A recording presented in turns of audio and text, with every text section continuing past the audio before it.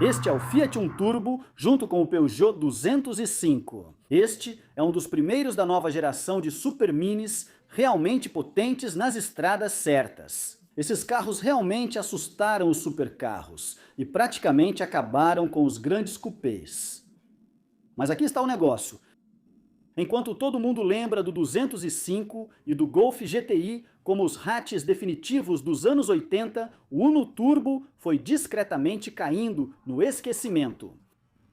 E ainda assim, ele era mais rápido e mais barato que o 205. Então por que ninguém fala sobre ele hoje em dia? Algumas pessoas dizem que o chassi simplesmente não estava para a altura do trabalho, mas eu acho que a resposta é um pouco mais complicada do que isso. Vamos descobrir.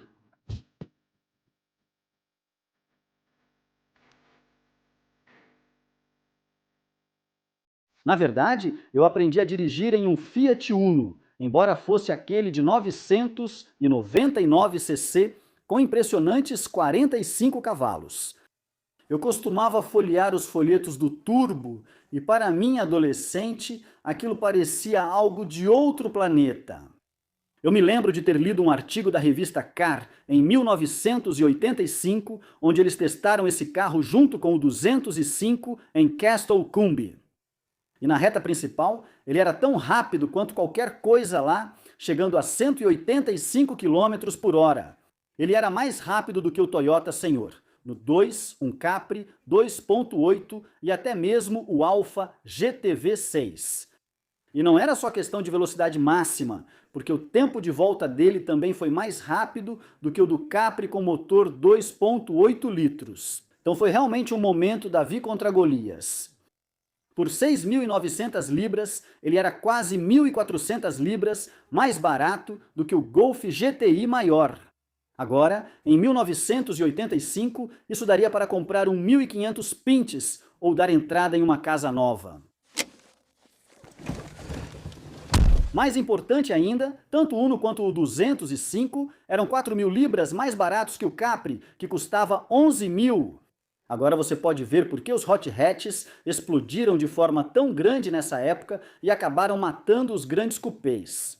O Fiat usava o mesmo conjunto básico de suspensão do 205, amortecedores McPherson na frente e eixo de torção atrás, embora com uma mola helicoidal separada.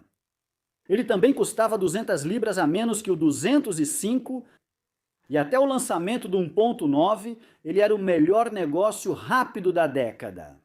Externamente, ele tinha spoiler dianteiro mais profundo, com faróis de neblina, extensões nos paralamas, faixas laterais, turbo IE e o aerofólio traseiro já mencionado. É importante notar que do jeito que está aqui, não é só um pequeno acessório de plástico. Tudo isso foi feito de fibra de vidro com essa parte moldada junto. Muito engenhoso, capricharam bastante para um carrinho tão barato. As rodas de liga leve, de 13 polegadas, provavelmente seriam usadas em um carrinho de mão hoje em dia, mas ainda mais curioso é o tamanho dos pneus, apenas 175 de largura. Por dentro, você tinha um volante Force único, com Uno Turbo escrito em destaque no centro, e aquele incrível painel digital que era muito avançado para os anos 1980. Além disso, um console central longo e totalmente afunilado, em vez do padrão, que era cortado aqui só para te lembrar que esse não era um carrinho de compras comum, também tinha bancos esportivos. Embora eu tenha que dizer, esses são dos mais fracos que já encontrei, com um apoio lateral realmente ruim. Depois, o motor 1.3 litro foi tirado do Fiat 128, mas com injeção, um turbo e um intercooler, ele entregava 105 cavalos de potência. Isso pode não parecer muito hoje em dia, mas em um carro que pesa menos que um jornal molhado, era o suficiente para ir de 0 a 100 em 8 segundos e atingir uma velocidade máxima de 120 milhas por hora. Ele pesava apenas 845 quilos. Para suportar a potência extra, os freios foram atualizados para discos nas 4 rodas, ventilados na dianteira. Em 1985, a única coisa parecida com isso que era mais rápida era o Renove Turbo. Então, por que o Uno acabou se tornando apenas uma nota de rodapé? Alguns dizem que o chassi não lidava bem com a potência. Vamos ver se isso é verdade. Não podemos esquecer dos elegantes bancos vermelhos. Aparentemente, os carros antigos tinham bancos pretos. Adoro o som desses motores italianos antigos, sempre mais encorpados que a concorrência. Este ainda tem escapamento original, mas em marcha lenta pelo menos. Sabe, está bem alto agora, tendo dirigido um desses nos meus primeiros anos. Uma das primeiras coisas que me deixa feliz é isso. A caixa de câmbio, que no meu 45 era absolutamente horrível, dura, borrachuda, neste carro é na verdade bem suave. Ela não é particularmente curta na ação, mas tá tudo bem, não é tão ruim agora. É incrível para mim estar nesse carro. Eu sei, não sei se você consegue entender, mas o fato de você saber já me faz voltar direto para quando eu era criança. E o interior desses carros também é muito icônico. Tinha uma prateleira grande na frente para você jogar suas coisas. E outros detalhes estranhos, como o cinzeiro que você podia mover, até tirar se quisesse. E em termos de ergonomia, na verdade é bem bom mesmo. Tem o seu volante ali, não lembro se era ajustável ou não. Ah, não parece que era? Mas é bem legal. Esses botõezinhos para as luzes, para-brisa, limpadores, são pequenas alavancas e eram assim mesmo. Talvez não sejam as melhores, mas estão bem posicionadas. Porque do volante você nem precisa tirar as mãos, apertar um botão ou qualquer coisa. Tudo está bem ali, então é algo realmente muito legal. Nessas velocidades a condução já parece instável e, como disse antes, nem começamos a fazer curvas. Esses bancos eram praticamente uma piada para um carrinho esportivo. Eu não sei, talvez a Fiat tenha pensado que, bom, isso nunca seria realmente um carro esportivo de verdade. E por isso eles penderam mais para o lado GT das coisas do que para um hot hatch esportivo de verdade. É por isso que eles não te seguram. Eu não sei.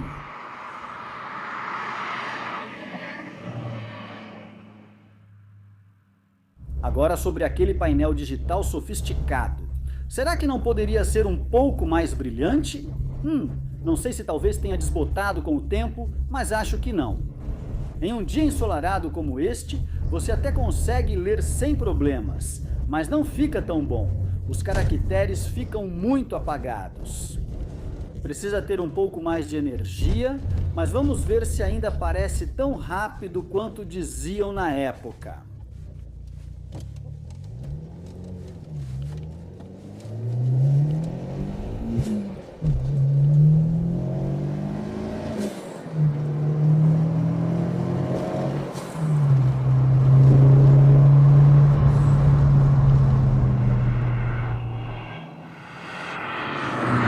Agora, este aqui tem uma válvula de alívio diferente, é uma válvula de alívio padrão em vez de uma recirculante, que era o que eles usavam na época. Então você pode ouvir o som da válvula de alívio. Isso não aconteceria nos Unos padrão.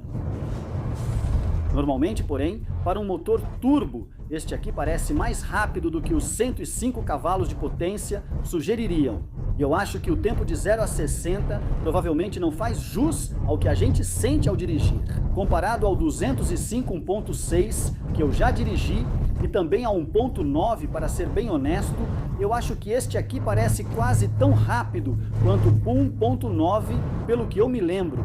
O que realmente mostra como ele é em termos de potência são os tempos de retomada, mais do que o 0 a 60. É um motorzinho bem forte, esse aqui. O lado negativo é que é meio difícil manter ele na faixa de potência. Vamos explorar isso aqui. Então, por volta de 2000 RPM, 30 milhas por hora, pé no fundo.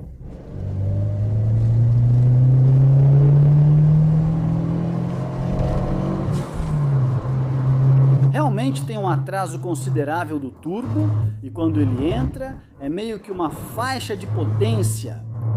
Na verdade não é tão ruim, fica entre 3000 e até onde ele puxa até o topo.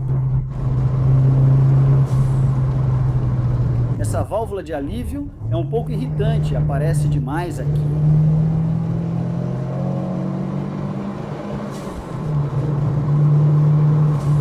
continua puxando forte até 5,5, nada mal para uma instalação em um motorzinho turbo. Uma das principais críticas dos jornalistas na época foi sobre isso. O que não era tão bom quanto o 205 era o fato de que, por ser um motor turbo, era difícil manter, sabe, dentro da faixa de potência certa. Não consigo perceber isso aqui, mas acho que também não estou dirigindo tão forte e só mantendo.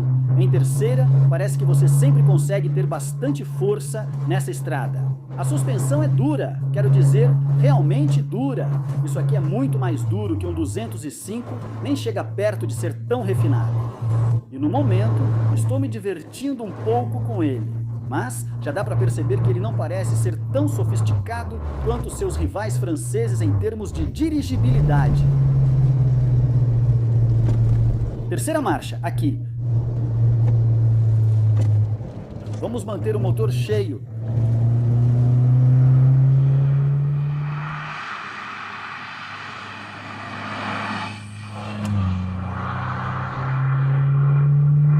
Tem um pouco de umidade naquela curva, onde estavam as sombras, onde a estrada ainda não secou, e imediatamente o carro saiu de frente. Ah, sim, quero dizer, não é tão divertido e nem tão sofisticado quanto o chassi do 205.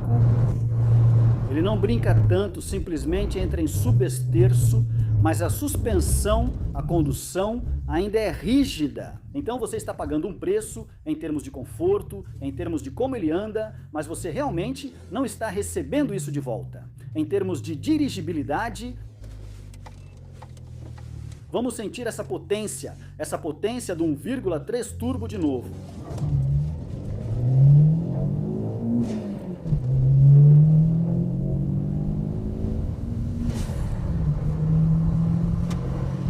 Então eu errei antes, acho que falei 5,5. Ele puxa forte até 6,5, que parece ser o limite de giro.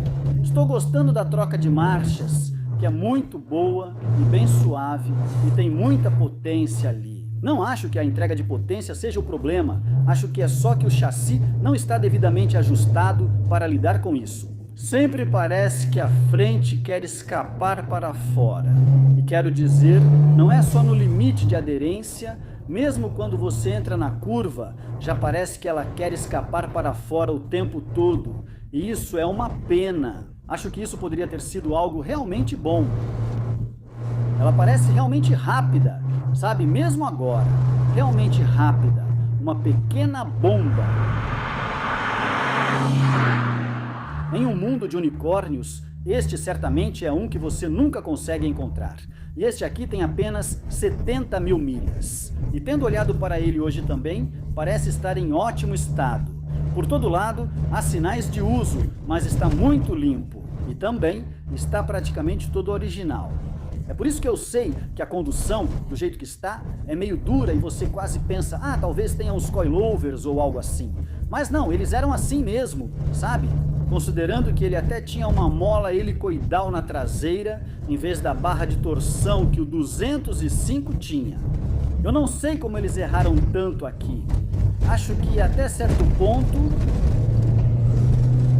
tão rígido até certo ponto. Eles estavam mais preocupados em manter isso seguro, então eles simplesmente ajustaram para que você sabe, ele simplesmente voltasse ao subesterço se você exagerasse com ele. Então eu acho que eles pensaram que talvez jovens iriam dirigir e eles não queriam essa responsabilidade. Quero dizer, carros indo de ré nas cercas vivas, mas isso nunca pareceu afetar a Peugeot. Se você quiser comprar um desses agora, como você pode imaginar, não é fácil conseguir um, e peças específicas são ainda mais difíceis, como acabamentos e coisas assim. Agora, os motores eram bastante confiáveis, mas são, você sabe, peças específicas do interior, como essas que podem custar muito dinheiro se você quiser comprar uma. Bem, um foi vendido, acho que foi há 1 ou 2 anos, era um carro com 45 mil milhas, que foi vendido por impressionantes 30 mil. Eu estava conversando com o Mark, que é o dono deste aqui, e ele estava dizendo, olha, eles simplesmente não valem isso. Quero dizer, no final das contas, vale o que quem está comprando acha que vale, certo? Para quem teve um na juventude e deseja reviver essas lembranças. Mesmo que não seja exatamente o melhor GTI por aí ou o melhor mini super hatch, ainda assim, sabe, se isso vale para você, então vale para você. Acho que não é o melhor hot hatch para dirigir, mas ainda assim é bem divertido. Os freios, pelo menos, são muito bons, então o pedal é bastante firme, passa confiança. E ele para bem rápido, o que é bom porque você quer só reduzir a velocidade, preparar o carro para a curva, esperar chegar no ápice e aí acelerar.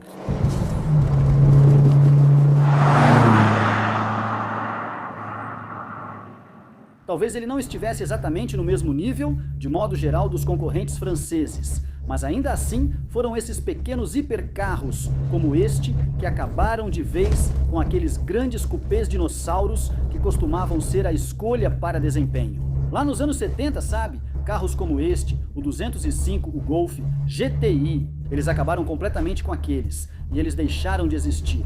O Capri parou de ser fabricado no final dos anos 80, começo dos anos 90, acho que foi extinto por causa de carros como este. E se você gostou disso, dê uma olhada no vídeo do 130TC. Porque se você quer saber que os italianos nessa época conseguiam fazer hatches brilhantes em todos os aspectos, não só no motor e na potência, então esse vídeo mostra como. Muito obrigado ao Mark por trazer isso hoje e a todos por assistirem. Até o próximo vídeo.